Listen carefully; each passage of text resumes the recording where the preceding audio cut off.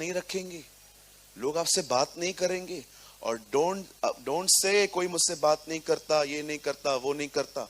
क्यों? क्योंकि तुमने खुद अपनी इमेज खराब की है। Be humble, B gentle. तुम्हारी कोमलता सब पे प्रकट हो, गुस्सा नहीं। प्रभु निकट है, कहता है ना पॉल, आपकी कोमलता सब पे प्रकट होनी चाहिए। सबको पता होना चाहिए कि you are a gentle person, आप नोबल व्यक्ति हैं, आप सुनते हैं लोगों को। बाइबल बताती है गुस्सा होने के कारण क्या हुआ। मूसा को प्रभु ने कहा अब तू कनान नहीं जाएगा, वो कनान के बॉर्डर पे ही मर गया। अब सारी जिम्मेदारी आ गई यहोशू पर। बोलिए यहोशू पर। अब जब परमेश्वर यहोशू को कहता है तू इन्हें अंदर ले जाएगा, और आप जानते हो इज़राइल से पहले क्या आता है, कहिए जॉर्डन। यस, यर्दन आती है। अब यर्दन में क्या था, एक रिवर थी, बहुत फेमस रिवर है। हमारे प्रभु ने यहां पर बपतिस्मा लिया है, राइट। कोरहवंशी वहां पर गीत गाते थे बैठकर, मैं दरियाए यर्दन पर तेरे लिए गीत गाऊंगा, 42 साम्स में लिखा है। अब बाइबल बताती है कि एक रिवर आई और यहोशू यहां पर खड़ा था, और परमेश्वर यहोशू को कहता है तू यहां से निकल। अब बड़े ध्यान से सुनिए, जो लोग यहां पर हैं, कोई भी यहां वहां ध्यान मत जाए, आराम से अपने स्थानों पर जल्दी से बैठकर इस कलाम को सुनिए। वचन कहता है जब यर्दन नदी आई सारे लोग रुक गए। ये वो लोग हैं जो ऑलरेडी लाल समुंदर को दो भाग होते हुए देखकर आए थे, अब वो यहां पर पहुंच गए हैं और उनको वहां से वहां जाना है। अब सुनिए खुदा क्या कहता है। परमेश्वर यहोशू से कहता है यहोशू सुन, याजकों को अलग कर, उनके कंधे पर वाचा का संदूक दे, और जैसे ही उनके पांव यर्दन में डूबेंगे पानी रुक जाएगा। बाइबल बताती है जब वो वहां से पार हो रहे थे, जानते हो खुदा ने क्या कहा, उन्हें कहा सुनो, याजकों को अलग करो, उनके कंधों पे वाचा का संदूक दो, और जैसे तुम इस नदी में अपने पांव डालोगे इस नदी का पानी आना थम जाएगा, बंद हो जाएगा, सारे वो रास्ते सूख जाएंगे। और जानते हो उसके बाद प्रभु क्या कहते हैं प्रजा को, प्रभु कहता है सुनो, तुम्हारे और संदूक के बीच में 2000 हाथ का फासला होना चाहिए, 2000 हैंड्स, ताकि तुम दूर रहो और देखो जिस तरफ वो जा रहे हैं तुम भी उस तरफ जाओ। अब जानते हो हुआ क्या, 4 लोगों ने संदूक उठाया। वचन कहता है उन्होंने अपने पांव दरियाए यर्दन में डाले, और जैसे उनके पांव वहां पर गए, लिखा है यर्दन का पानी थम गया। काश हम वहां पर होते। ओ रियल सेल्फीज तो वो होती है ना, रियल वीडियोस तो ये होते हैं जो रिकॉर्ड करने चाहिए। मैं कभी कभी सोचता हूं काश वो रिकॉर्ड हो पाता कि कैसे वो औरत अपना दरवाजा बंद करके ऑयल डालती जा रही थी और खुद ब खुद सब भरते जा रहे थे। काश ये चीजें रिकॉर्ड होती, हम देख पाते कि कैसे जार खुद ब खुद बढ़ रहे थे। What a miracles. the Bible says जैसे ही उन्होंने अपने पांव दरियाए यर्दन में डाल दिए, पानी थम गया और वो लोग वहां पर खड़े थे।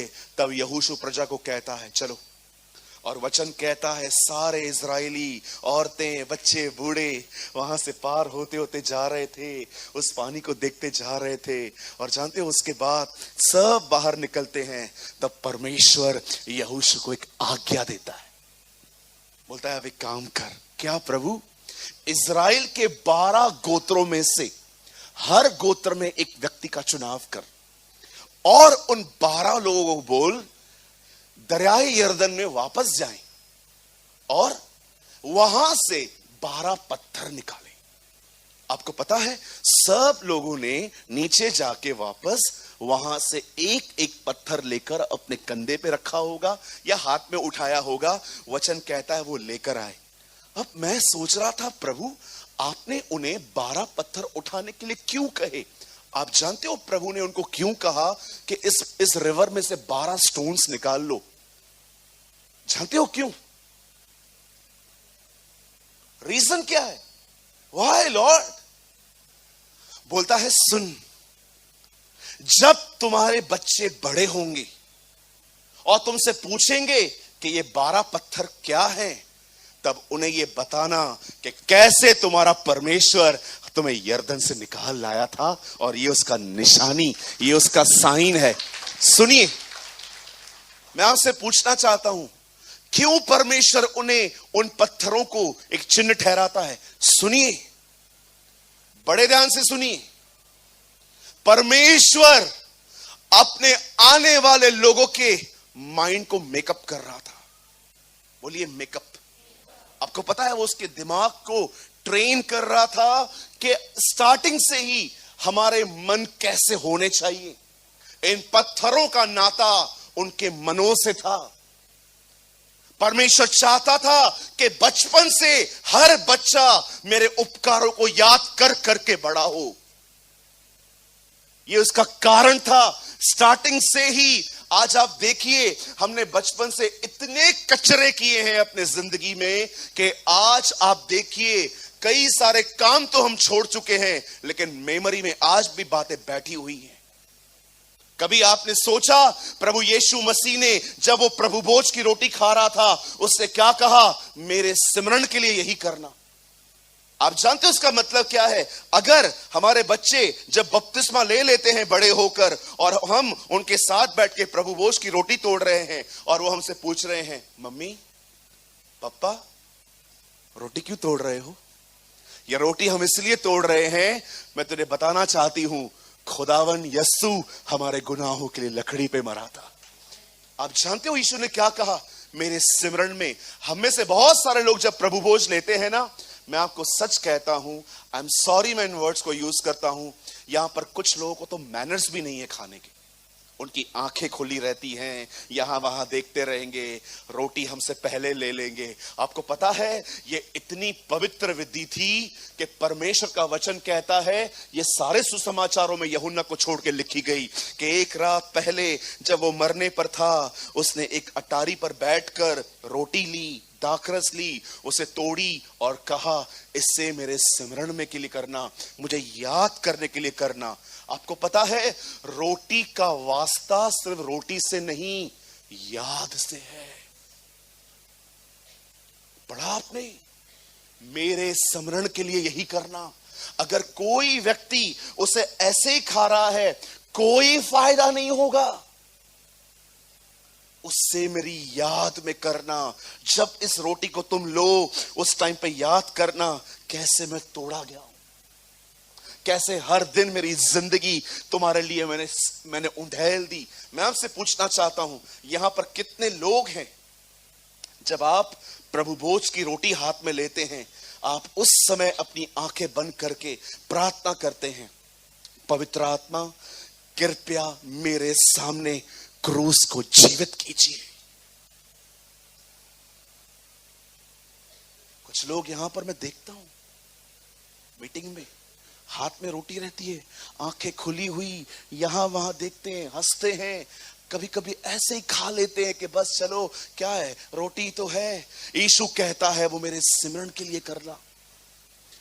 Do this in remembrance of me, ये मेरी याद में करना।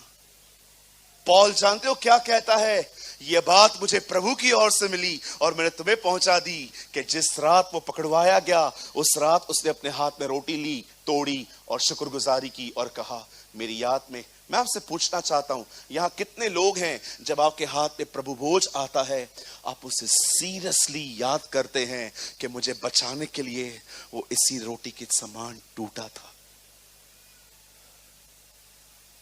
मुझे बताइए, टाइम पास करते हो? क्या समझते हो कोई प्रसाद है? यीशु ने कहा जो कोई न खाए उसमें जीवन नहीं है। पढ़ा है आपने? बाइबल बताती है जो उसे न खाए उसमें जीवन नहीं है। यह मेरा मांस है, यह मेरा लहू है। Do this in remembrance of me. अगर आप अपने हाथ में रोटी लेके खड़े हो और बस यहां वहां देख रहे हो, पॉल भी जानता था, इसीलिए कुरिन्थियों के कलीसिया वो कहता है क्या खाने पीने के लिए तुम्हारे अपने घर नहीं है? जो यहां पर करते हो ये सब। पढ़ के देखिए क्या लिखा है वहां पर। क्या खाने पीने के लिए तुम्हें अपने घर नहीं है? अगर सिर्फ खाना ही है ये सब तो वो बोलता है कोई बड़ी बात है ही नहीं, खाने पीने के लिए तुम्हारे घर पे भी है। जानते हो क्या कहता है? बोलता है ये उसकी याद में करो। Do this in remembrance of me. अगर आप अपने हाथ में रोटी लेके खड़े हो पर आपका ध्यान उसकी क्रूस की तरफ नहीं है, उसकी चुकाई हुई कीमत पर नहीं है, मैं आपको बताना चाहता हूं ये रोटी आपको कुछ नहीं दे सकती। मैं ऐसे लोगों को जानता हूं जो प्रभु भोज खाने के बाद कैंसर से चंगे हुए हैं। मैं ऐसे लोगों को जानता हूं जिनकी अच्छाई भी निकल गई है। रोटी में नहीं, इस रोटी के द्वारा उन्होंने उसको अपना ध्यान दिया और वो चंगे हो गए। आप जानते हो क्यों पहले की कलीसिया इतनी सामर्थी होती थी? क्योंकि उनका ध्यान यह रोटी उस तरफ ले जाती थी। वे प्रतिदिन आपस में मिलते थे, प्रार्थना करते थे, शिक्षा लेते थे। अमाल में लिखा है, पढ़ के देखिए, बुक ऑफ एक्ट्स में, प्रेरितों के काम में लिखा हुआ है, वे प्रतिदिन आपस में मिलते थे, प्रभु भोज की रोटी तोड़ते थे। अब आप मुझे बताइए क्यों उस कलीसिया पे इतना अनुग्रह था, इतनी सामर्थ थी? उनके छांव से लोग चंगे होते थे, उनके अंगोशों से लोग चंगे होते थे। मुझे एक बात बताओ मेरे भाइयों, मेरी बहनों, जिसका ध्यान यीशु पर है वो सामर्थी कैसे नहीं होगा? कैसे नहीं होगा वो? आप जानते हो हम पावरलेस क्यों हैं? क्योंकि हमारा ध्यान उस पर नहीं, अपने फोन में है। That is a issue. ये प्रॉब्लम है आज की कलीसिया वचन सुनने के बाद अपने हृदय में उसे रखना नहीं जानती, वो डिस्ट्रैक्ट हो जाती है। जब कभी तुम्हें ये पूछा जाए कि ये पत्थर कहां से आए, तो अपने बच्चों को सिखाना कि ये वही पत्थर हैं जो हम दरियाए यर्दन से निकाल के आए थे। आप जानते हो परमेश्वर क्या चाहता था? बचपन से हमारे जो बच्चे हैं वो पहले कार्टून्स नहीं देखें, वो पहले फोन चलाना नहीं जाने, वो पहले सब कुछ न लें, वो पहले परमेश्वर के उपकारों को याद करना सीखें।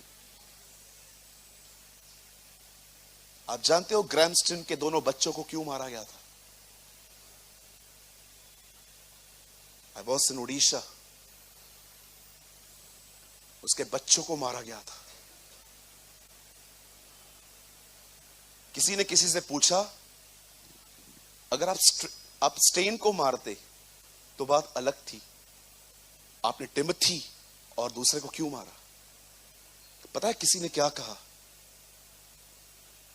बोला वो जानते थे अगर ये मर गया, इसने अपने बच्चों को इतना ट्रेन करके रखा था कि वो जानते थे ये मरा ये कंटिन्यू करेंगे।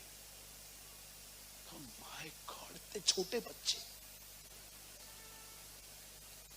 हमारे बच्चों की हालत देखिए आजकल, हाथ में नहीं आते हमारे। आपके बच्चे देखिए, कुछ लोग तो अपने बच्चों को नींद से मार के लेकर आए होंगे यहां पर। चल चल, यस मैं देखता हूं कुछ लोगों को। आपको पता है यूहन्ना बपतिस्मा दाता की सेवकाई क्या थी?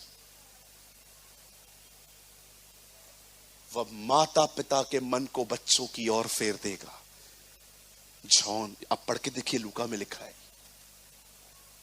वह नबी एलिया की आत्मा में चलेगा, वो दाखरस कभी न पिएगा, उस पे छुरा कभी न चलेगा, और माता पिता के मन को बच्चों की ओर फेर देगा। इसका मतलब उसके प्रचार करने के बाद लोग अपने बच्चों पे भी ध्यान देंगे। सब देते हो जो चाहिए आपको, आपका बच्चा जो चाहिए दे दो, है ना? मैं आपसे पूछना चाहता हूं, यहां पर बात बच्चों की नहीं हो रही है। मूसा कहता है यह अवश्य है कि तुम अपने विषय में सचेत रहो। परमेश्वर सिर्फ पत्थर नहीं दे रहा था, आने वाली जनरेशन का माइंड रिन्यू कर रहा था कि उन्हें बचपन से पता हो कि ये क्या है। जब भी तुम आपस में मिलो और तुम्हारे बच्चे ये बात पूछें ये पत्थर कहां से आए, तो इसके बहाने तुम उन्हें पूरी कहानी बताना कि कैसे मैं तुम्हें निकाल लाया, कैसे मैं तुम्हें दरियाए यर्दन क्रॉस करके आया, ताकि बचपन से ही तुम्हारे बच्चे मुझे जान पाए कि मैं उनका परमेश्वर यहोवा हूं। मैं आपसे पूछना चाहता हूं, आप में से कितने लोग हैं अपने घर के लोगों को सब सिखाते हैं, कभी कभी बताते हैं कि यीशु तेरे लिए मरा है, Jesus die for you on the cross. आप जानते हो, जिंदगी जीने के लिए सिर्फ ऑयली फूड नहीं छोड़ना पड़ता। अच्छी बात है अगर आप एक हेल्थ कॉन्शियस व्यक्ति हो, एक्सरसाइज करते हो, ऑयली फूड नहीं खाते, आप बहुत सारी बातें करते हो, लेकिन याद रखिए जीवन में आगे बढ़ने के लिए, तंदुरुस्त रहने के लिए सही ख्याल भी चाहिए रहते हैं। अच्छी बात है if you are a healthy, अगर आप एक हेल्थ कॉन्शियस व्यक्ति हो, ब्रदर मैं ऑयली नहीं खाता, मैं ऑयली नहीं खाती, मैं ये नहीं करता, मैं एक्सरसाइज करती हूं, मैं ये करती हूं, मैं वो करती हूं, प्रेज द लॉर्ड, प्रभु आपको और बढ़ाए। लेकिन मुझे एक बात बताइए, आपकी तरह और भी बहुत सारे लोग सारा दिन जिम और इनमें लगे रहते थे, टाइम से पहले भी लोग मर जाते हैं। क्यों मर जाते हैं? क्योंकि उन्हें यह बात नहीं पता है कि जिंदगी जीने के लिए वो चाहिए जिसे जिंदगी दी है हमें। आप जानते हो 90 की दशक में एक जगह पर बिली ग्राहम ने कहा, तुम्हें वही बना सकता है जिससे तुम्हें पहले बनाया था। तुम्हें वही बना सकता है जिससे तुम्हें पहले बनाया था। आज देखिए, अगर ये टीवी, अगर ये यहां पर नीचे गिर जाए, आप मुझे बोलो इसे बनाओ, बन जाएगी, बिल्कुल बन जाएगी। 3-4 साल लगेंगे। अगर ये टीवी यहां से गिर जाए नीचे और आप मुझे कहोगे सूरज भाई इसे बनाओ, मैं बिल्कुल बना दूंगा, यूट्यूब चलाऊंगा, हर चीज को देख देख के बना लूंगा, लेकिन मेरे को 4-5 साल चाहिए। लेकिन सोचो, जिसने ये टीवी बनाई है अगर उसके पास ले जाएं, कल तक बन जाएगी। तुम्हें वही बना सकता है जिसने तुम्हें पहले बनाया था। तुम्हें वही बना सकता है जिसे तुम्हें पहले बनाया था। जैसे उसके सामने जाओगे, उसको पता है तुम लोग के अंदर क्या क्या तोड़फोड़ करनी है। हाँ, उस वर्द को बोलेगा खोल इसको, ये किडनी निकाल, ये लंग्स निकाल, ये गुर्दा निकाल, डाल नया डाल, सब जैसे, फिर फाड़ के, फिर आपको सी के जा, ठीक हो गया तू। जब भी लोग मेरे सामने आते हैं ना, किडनियां फेल हो गई हैं, मैं बिल्कुल नहीं चिंता करता। जानते हो क्यों? मैं आंखें बंद करके वहां पर लाखों किडनियां देखता हूं। ये वहां पर लाखों किडनियां हैं। मेरे पास जब लोग आके कहते हैं ना मेरे लंग्स खराब हो गए हैं, मैं आंखें बंद करके प्रभु को कहता हूं, प्रभु हमें लंग्स नहीं मिलते, तेरे यहां पर करोड़ों लंग्स हैं, एक भेज दे। ओ, जब मैं देखता हूं लोग कहते हैं मेरा हार्ट प्रॉब्लम है, मैं अपनी आंखें बंद करके वहां देखता हूं, वहां पर बहुत सारे दिल पड़े हुए हैं। इसीलिए मैंने इन दिनों में अपने परमेश्वर का एक नया नाम ढूंढ लिया, नव निर्माण करने वाला परमेश्वर। अ गॉड हु रिन्यूड अस। वो नव निर्माण करने वाला खुदा है। मैं आप में से हर बहन को कहना चाहता हूं, आज के बाद कोई भी आपके सामने आए और कहे मेरा ऑर्गन ये खराब हो गया है, मेरा ये खराब हो गया है, वो खराब हो गया है, ये मत देखो मैं कैसे कर सकता हूं, मैं तो खुद ही प्रार्थना नहीं करता हूं। नहीं, जब यीशु के सामने रोटी आई, मछली आई, इतने सारे लोग थे, मुझे लगता है उसने आसमान की तरफ देखा और कहा यहां नहीं है तो क्या हुआ, वहां तो बहुत मछलियां हैं, ये सेंड अस लॉर्ड। ओ, अपनी जरूरतों के लिए पृथ्वी की बातों नहीं, स्वर्ग पर निर्भर रहो। बोलो आमीन। God want to make up your mind. परमेश्वर तुम्हारे मनों को नया करना चाहता है, क्योंकि वो जानता है वो पत्थर नहीं थे, वो एक याद थी जो परमेश्वर इस्राएलियों को देना चाहता था। अच्छे से याद है हमें कितनों ने पैसे खाए हैं, अच्छों से याद है हमें कि किसने मेरे लिए क्या कहा था। कितने लोग हैं यहां पर जो खुदा के कलाम को याद रखते हैं, उसकी प्रतिज्ञाओं को याद करते हैं, उसके उपकारों को याद करते हैं, उसके साथ साथ चल चल के उसके व्यवहारों को याद करते हैं कि उसने आपसे कैसा प्रेम किया। एक दिन बाइबल बताती है, वचन कहता है, परमेश्वर इब्राहिम को कहता है चले आ, और वो अपना सब कुछ छोड़ के खुदा के पीछे पीछे चलना शुरू करता है। एक समय ऐसा आता है जब प्रभु उसे 100 साल की उम्र में बेटा देता है। बोलिए 100 साल, कहिए 100 साल। आप सोचो अगर हमारे बीच में 100 साल का लड़का आदमी आए और हाथ में हो और वो उससे कहे, वो आपको कहे will you pray for this, okay uncle, ये आपका पोता है? मेरा बेटा है। आपका बेटा है? आप देखिए, कभी कभी जब लोगों को कभी कभी 60 के बाद जब बच्चे होते हैं, हम उन्हें ऐसे देखते हैं जैसे उन्होंने हमसे मांगे थे। सोचो अगर हमारे बीच 60 का अगर एक आदमी आ जाए। कोई 60 का यहां है? नहीं, हाथ मत उठाना भैया, मेरा आज की मीटिंग में सब चला जाएगा, आपको लोग याद रखेंगे। सोचो अगर हमारे बीच में एक 60 साल का व्यक्ति आए और वो कहे, ब्रदर एक खुशखबरी है। मुझे लगेगा ये कहेंगे कि मेरे बेटे को जॉब मिल गई, मेरा बेटा ये वो। हाँ अंकल बोलिए, क्या क्या है? मुझे बच्चा हुआ है। बच्चा हुआ है 2023 में? हाँ बच्चा हो गया। और पीछे से आंटी आ रही है, वो भी 60 की।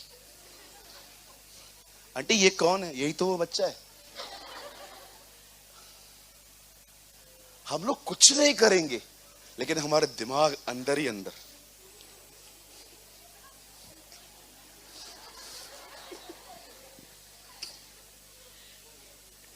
हम क्या आप सोचो, सारा की मरी हुई गर्भ थी। You know, she was pregnant in 90 years की थी वो। आपको पता है उसे बच्चा हुआ कैसे? एक्चुअली मैं आपको बताऊं हुआ कैसे। आप पढ़ के देखिए, इब्राहिम अबीमेलेक के घर में गया, वहां पर किसी औरत का बच्चा नहीं होता था। जब परमेश्वर ने कहा, जब अबीमेलेक ने कहा मेरे घर की औरतों के लिए प्रार्थना कर, और वो उनके लिए प्रार्थना कर रहा था कि इन्हें बच्चे हो, उधर सारा भी खड़ी थी। वो सेम अनॉइंटिंग जो उनके ऊपर आई थी, वो सेम अनॉइंटिंग सारा के ऊपर भी आई थी। उसके बाद लिखा है वो प्रेग्नेंट हुई। आप बिलीव कर सकते हैं, जो अभिषेक आप दूसरों के लिए मांगोगे ना, वो अभिषेक आप पे भी आएगा। Believe me, same anointing. एलिया का अभिषेक यूहन्ना पर था, इसीलिए ऊंट के रोम के वस्त्र पहनता था। उसका अभिषेक उसे उसकी तरह ही बना रहा था। आज अगर यूहन्ना बपतिस्मादाता को ये अभिषेक एलिया की तरह बना सकता है, तो यीशु का अभिषेक हमें यीशु की तरह क्यों नहीं बनाएगा?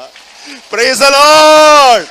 बोलो यीशु मसीह की, बोलो खुदावन यीशु की। आप जानते हो उसके बाद क्या हुआ? बाइबल बताती है इब्राहिम को 100 साल की उम्र में एक बेटा हुआ। उसका नाम रखा गया आइजक। बोलिए इसहाक। और एक टाइम आया जब परमेश्वर ने इब्राहिम से कहा, इब्राहिम मला पाइजे, मेरे को ये लड़का वापस दे। ओ इब्राहिम को 3 दिन लग गए। 3 डेज।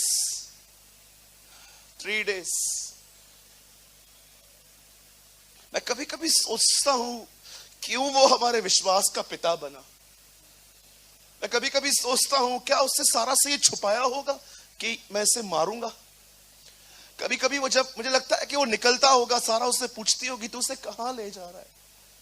इतने सालों के बाद आप सोचो वो कितना क्यूट होता होगा। आप उसके बचपन को उससे किस तरह देखा होगा, ही इज माइन, ये मेरा है।